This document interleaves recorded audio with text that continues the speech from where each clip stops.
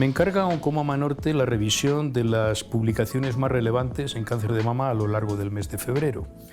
Siempre es difícil elegir cuáles son las más significativas porque a fin de cuentas va a depender en parte del gusto del ponente. En este caso yo he seguido el siguiente criterio. En primer lugar, no voy a hacer mención a publicaciones de cirugía, radioterapia u otras maniobras locales. Me voy a ceñir al manejo farmacológico de la enfermedad. En segundo lugar, voy a dividir dos grandes bloques: el tratamiento posoperatorio, adyuvante, y el tratamiento de la enfermedad metastática. Y en tercer lugar, en cualquiera de ellos, lo que me he planteado son las preguntas que nos dirigen muy a menudo las pacientes, las preguntas que nos dirigen muy a menudo los residentes y las preguntas que nos dirigimos muy a menudo ya los más talluditos en las sesiones de controversia en los congresos. Bien, si empezamos por el tratamiento adyuvante, voy a hacer mención a un artículo con respecto a medidas generales. Las pacientes y a menudo sus dietistas nos preguntan cuál es el patrón de dieta más recomendable. Aquí el doctor Berrino nos presenta información sobre 1.500 pacientes que tenían un tumor sin expresión de receptores, que tenían síndrome metabólico o exhibían niveles altos de insulina o testosterona. Y a esas pacientes las aleatorizó o bien a una observación, el tratamiento oncológico convencional sin más, o bien a una fuerte intervención en el ámbito metabólico con dietas cocinadas, con clases de cocina, con comidas compartidas o con recomendaciones dietéticas estrictas. Y quizá en contra de lo que podríamos esperar, si vemos el grupo de intervención y vemos el grupo de observación con respecto a la evolución del cáncer y la aparición de otras neoplasias, no ha habido ninguna ventaja de una intervención dietética rigurosa. La segunda pregunta atañe a la hormonoterapia. Después de los 5 años que se consideran estándar, ¿debemos prolongar 5 años más, por ejemplo, con un inhibidor de aromatasa? Este mes el doctor Mamunas nos presenta una actualización del ensayo NSABP B42 que, como siempre, aleatoriza miles de pacientes en este grupo cooperativo, 2.000 por brazo o más, a recibir placebo o letrozol 5 años más después de haber terminado el tratamiento convencional, y las analiza de acuerdo con el Breast Cancer Index, que es una nueva herramienta genómica recientemente aceptada por NCCN y por ASCO precisamente para dilucidar esta cuestión, si la enferma se va a beneficiar o no de tratamiento extendido con 5 años más de letrozol. El hecho es que las pacientes que no tenían ganglios al diagnóstico no se benefician, y si vemos en la parte inferior de la diapositiva, aquellas pacientes con axila positiva se beneficiaban, pero fundamentalmente cuando tenían un Breast Cancer Index de alto riesgo. Esto nos debe alertar de que las enfermas que se benefician son precisamente las que nosotros categoricemos como de riesgo merecedor de proseguir 5 años más el tratamiento. En el ámbito de la quimioterapia, vamos a responder la vieja pregunta: antraciclina sí, antraciclina no. El doctor Geyer revisa varios centenares de enfermas en el ámbito estadounidense que reciben o bien taxanos junto con antraciclina. Y la antraciclina es mejor desde el punto de vista oncológico. Vemos que en términos de supervivencia global hay un pequeño detrimento cuando utilizamos los puros taxanos. Evidentemente es porque hay menos recaídas locales y menos metástasis, pero pagamos un precio, y es justamente el de fenómenos que podríamos decir colaterales al cáncer de mama. Hay más leucemias y hay más muertes en la esfera extraoncológica, probablemente de índole cardiovascular en su mayoría. La estrella en los últimos tiempos es pembrolizumab. Este mes disponemos de información actualizada del ensayo Keynote 522. Recordad que son más de 1.000 pacientes aleatorizadas a recibir quimioterapia neoadyuvante con o sin pembrolizumab asociado.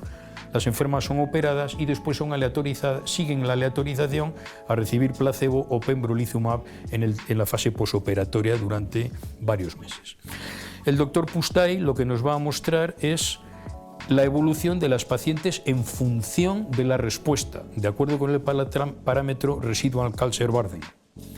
Si vemos arriba las pacientes residual cancer burden 0, respuesta completa, o 1, virtualmente completa, paradójicamente no se benefician de utilizar el pembrolizumab. Si vemos en la parte inferior izquierda aquellas residual cancer burden 2, pacientes en las que realmente no ha habido una respuesta satisfactoria al tratamiento preoperatorio, son esas justamente las que se benefician del pembrolizumab, y esto seguramente que será discutido en los próximos simposios a los que acudamos. Si pasamos a la enfermedad metastática, tenemos en este mes información con respecto al fenotipo triple negativo. La doctora Bardia nos presenta los resultados finales de la comparación de sacituzumab govitecan contra lo que el oncólogo entendiera como la terapia de elección. Y constatamos que, y es una buena noticia, sacituzumab govitecan, Trodelvy, duplica en términos de supervivencia global aquello que conseguiríamos con la quimioterapia convencional. Si pasamos por último al fenotipo luminal, el doctor Prat, es una satisfacción recordar una publicación de un autor español, aduna el efecto beneficioso de ribociclib en varios ensayos Mona Lisa, pero lo analiza además desde el punto de vista de la herramienta genómica Prosigna. Aquí vemos que hay una ventaja en supervivencia global por el hecho de añadir ribociclib, tanto en todas las pacientes reclutadas como en las pacientes que han sido sometidas también a Prosigna, y lo que se constata, quizá como era de esperar, es que ribociclib añade una ventaja muy consistente en las pacientes que tienen Prosigna luminal A o luminal B. Esa ventaja no es tan aparente cuando tenemos Prosignas de tipo basalioide o HER2 enriquecido.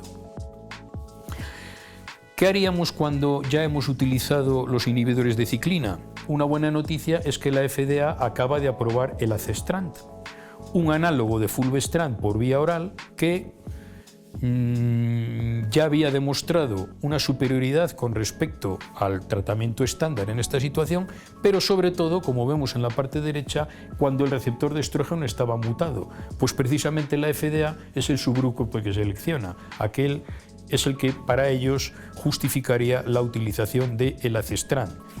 Es de recordar que el Azestrant es un análogo oral de fulvestrant, va a retener la toxicidad global del producto original, pero tendremos que añadir algunos cuantos síntomas en la esfera digestiva.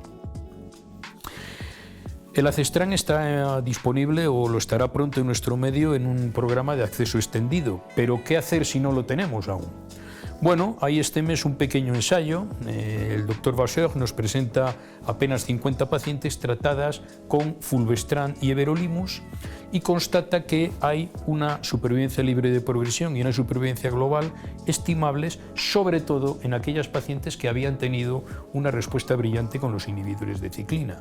Si nos decantamos por estos fármacos, es de recordar que everolimus reproduce o retiene aquí los efectos que ya conocíamos de su asociación con exemestán. No os aburro más. En estadios precoces recuerdo que conviene combatir la obesidad, pero no a costa de una intervención dietética de excesivo rigor. La hormonoterapia, al menos en la enferma menopáusica, no debería prolongarse más allá de 5 años, salvo si el riesgo lo justificara muy mucho. La quimioterapia con antraciclina sí, desde el punto de vista oncológico, no en cuanto hubiera factores de riesgo cardiovascular.